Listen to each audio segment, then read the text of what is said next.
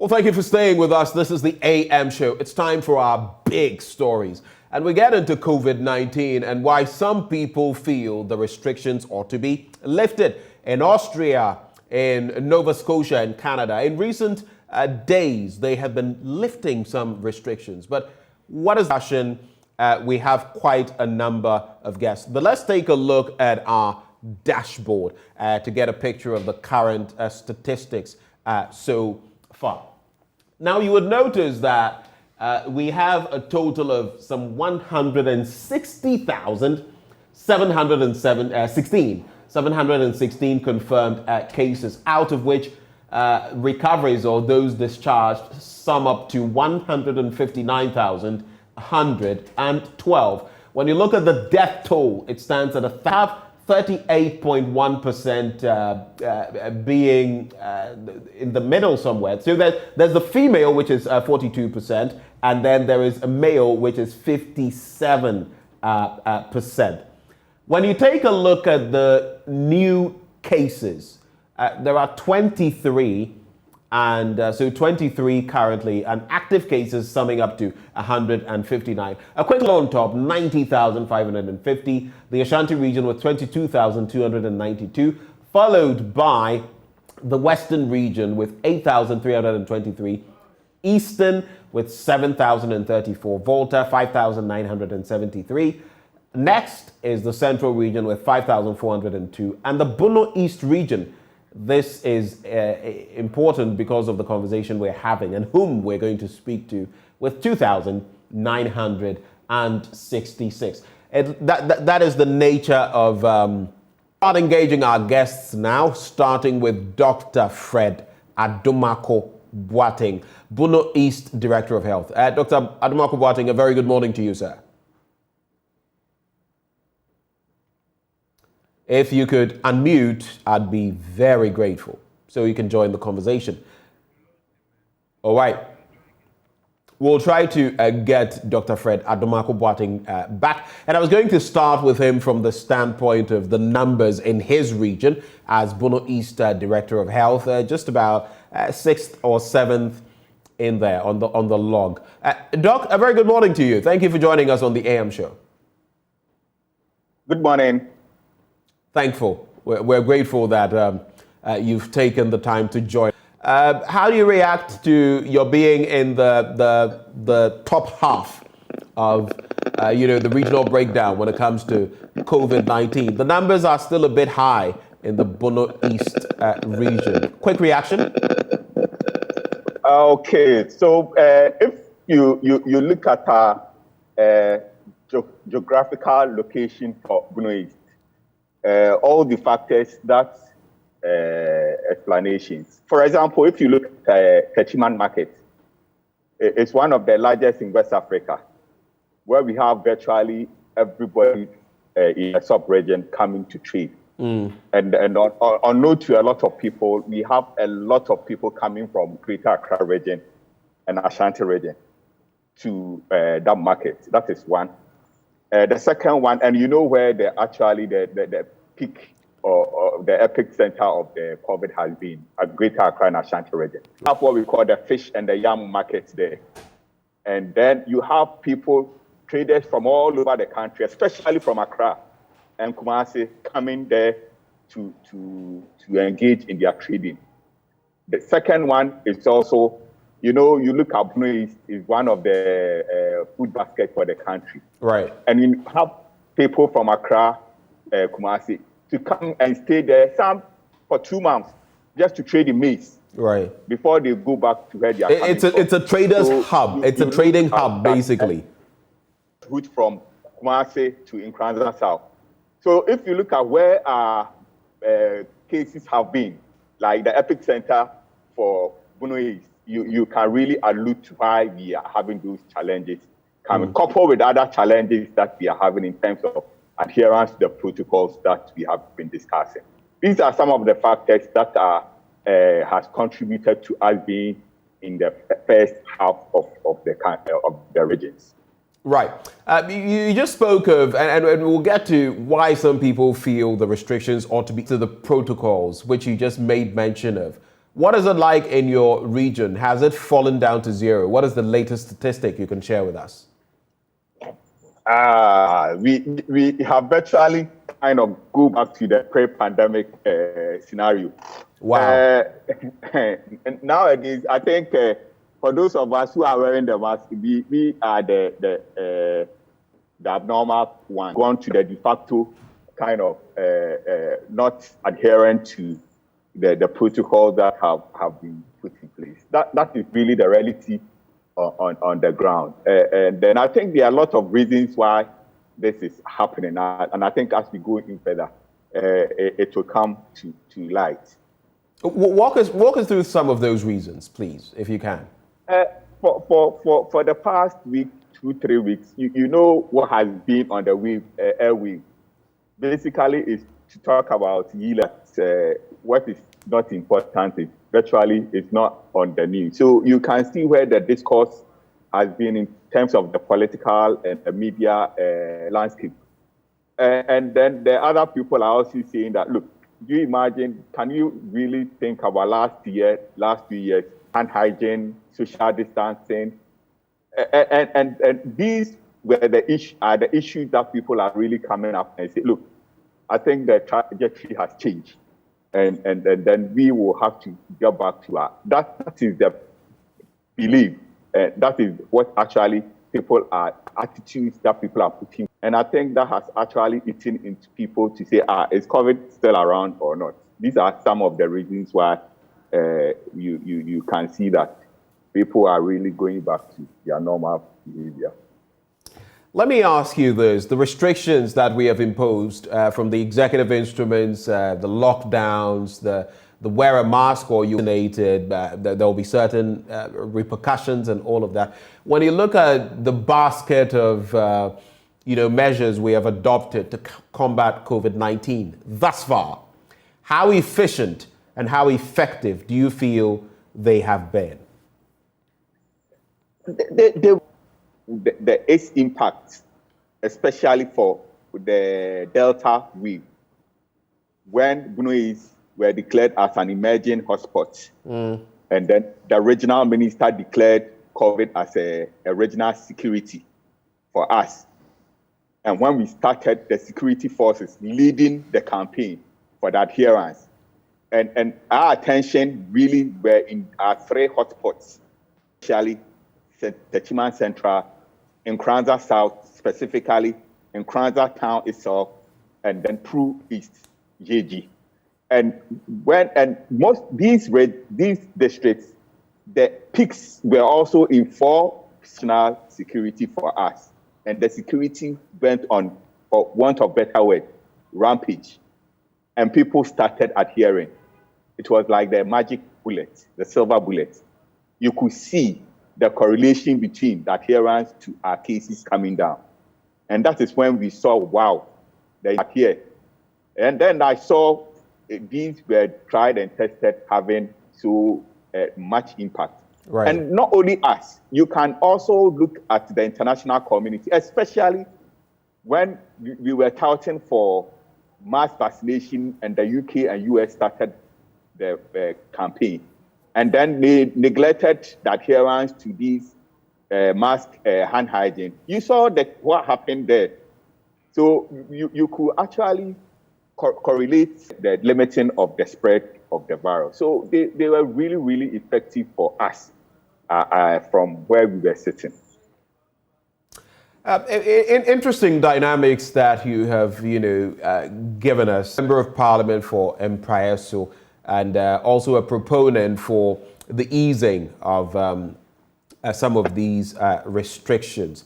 It's interesting, just to fashion out my question, Senator Malcolm Roberts, Australian senator, cured the entire world of COVID in 48 hours. We hear no news about COVID anymore. That sort of runs along with your proposition that we ought to be looking at, relaxing the measures because we know of the economic impact. Why do you think we have got to the point as a country where... Thank you very much. And Let me say a very good morning to our viewers. I think my proposal has to do with the COVID testing regimes at the airport. Right. When you are coming in, you are required to do it is a bit of a border.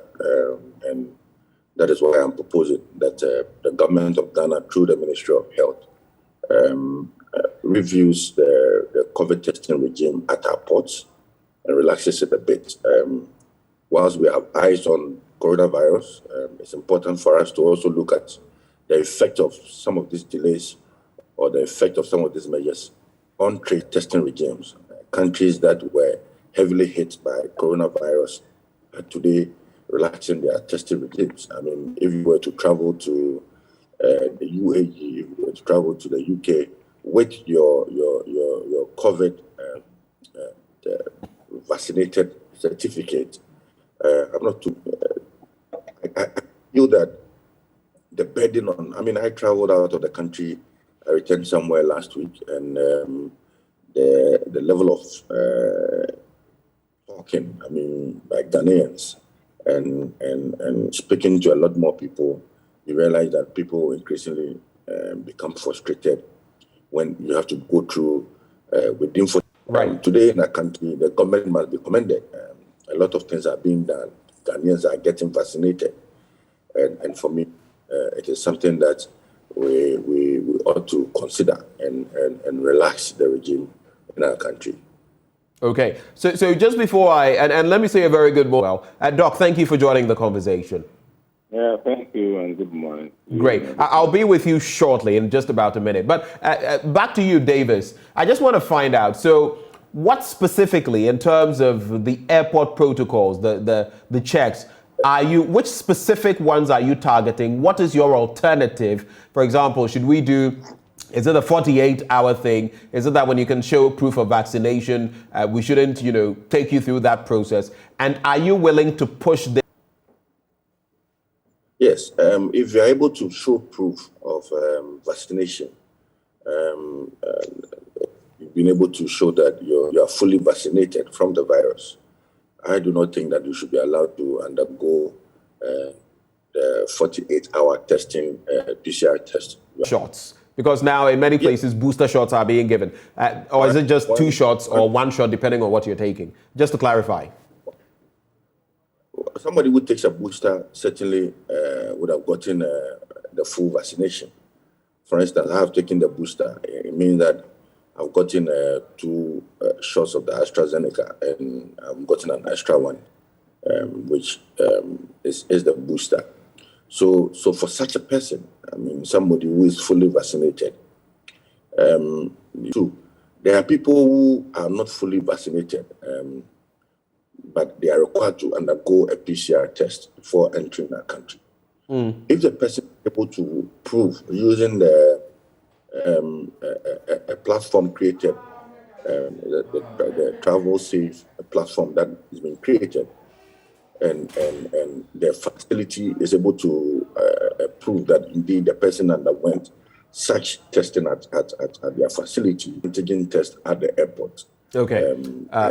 When that done, is going to ease the tension and is going to allow a lot more people to come into our jurisdiction. My third proposal is that, especially at the land ports, Aplao and other places, government must consider reopening these borders and also to put in some testing regimes myself. So you table this in Parliament. When can we look at seeing you push this forward in Parliament? Very briefly on that. So I bring in Dr. Kumawaji. Well, the discussion is ongoing. I've spoken to the chairman of the health committee on this matter, and hopefully I'll meet with him tomorrow. He's responsible for a discussion on such subjects. Can we expect you to table this this week in Parliament? It should be possible, but right. I really would want to engage them all on the subject. All right. Hold for me. Let me bring in Dr. Patrick Kumawaji. Thank you for your patience. There are a lot of Ghanaians traveling into the country who have expressed worry about all the protocols they have to go through and test this and show this vaccination, and have eased restrictions. In Nova Scotia, in Canada, they have eased restrictions. When you look at the UK, for example, Dr. Kumawaji, all legal restrictions related to COVID-19, including required masking in public and self-isolation following a positive test, requirement to wear masks outdoors in public, and relaxed rules on gatherings, including reopening nightclubs and lifting capacity limits. So I'm putting together two things. One, the testing regime, and show you have tested at the airport, and even the masking regime. Have we got to the point where we ought to be lifting or lowering some of these restrictions? Good morning to MP from Price. Yes, I think we need to look at it. Doc, my apologies. If you could just speak up a bit. I'm struggling a bit to hear you. Can you hear me now? Better. Thank you.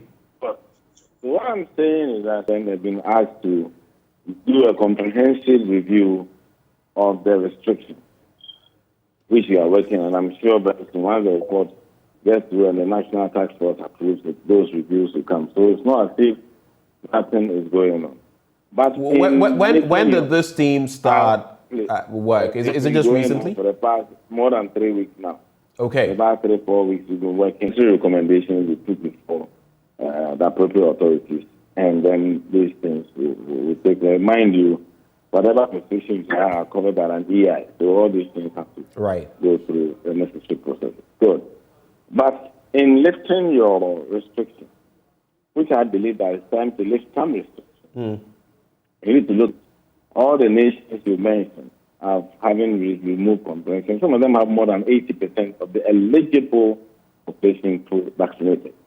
So that's one. And then, of course, ability to enforce and all those things are areas. Then the risk. We've been here before. The only difference now is that we've been a place where we were very low until then first spiking to 1,200 a day. The only difference is that the proportion fully vaccinated and who have received vaccine has been having received at least one dose. Okay, so and 35% fully vaccinated. So these are all classes that we can look at, and that's how we are looking at. So we are not only looking at the airport testing, etc. We are looking at mass land border recommendations. When you open, what do you do? These are kind of when you open, what the risk do you face? These are all things that we are going through, and then we'll make the necessary adjustments as and when. Right. So, you so mentioned there's a lot going on. It's not as if nothing is happening. So, transportation, airlines, etc. A lot of those things happen before the tell. So, but I believe that there will be likely to be a very comprehensive review very soon. Right. Now that you've made mention of this, committee or task force or group that is looking at our COVID-19 dynamics, so we see where we can relax this or, expect to get anything from your committee. We're just going to go through the necessary meeting, the necessary groups to ensure that those changes are appropriate, and then we'll look at that. So I don't think it will take too long. But do you have any timeline? I mean, what are your expectations in the next 2 weeks or 1 month? Listen, we are in a dynamic situation. We are looking at a vaccine coverage. That's why we did the NID for 5 days to vaccinate about 2.1 million people. 50% of the population vaccinated. We don't have the same context here. Okay, so we are trying to push the vaccine up, and then even when they are removed, we need to continue planning vaccination seriously so that we reduce any risk. Should there be any see what's happening in Hong Kong and other places. So it is not what are the other remedial measures that we put in place in lieu of those restrictions. Those are removing those restrictions. So that's exactly what I don't think it will take too long for some recommendations. Do you foresee?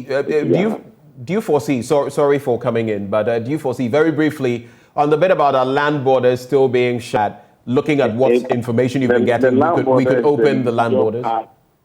The land border is a major part of the discussion that we are making. We are looking at. Everything is on the table. Okay. And I'm sure all that will. It's a major part of the discussion. Opening, the testing, etc. These are all things that we are looking at. If you test, how do you manage? These are all. It's not as simple as see how we can manage it. What is the risk profile? All right. If you open up without testing, what is the risk? If you open with testing, what are the management implications? These are all areas that we need to look at for these decisions to take place. It's not as straightforward as Davis Ansampoku, Member of Parliament for Impriasu, and you are pushing this in Parliament as well. Thank you for your time.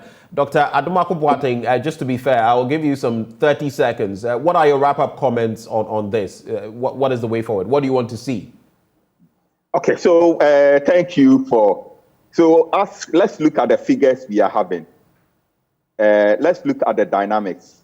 So when we're testing within 48 hours, we are looking at the incubation period, at least. When we're testing at the airport, other areas, we had reasons for doing that. Let's go back. Go ahead, just wrap up.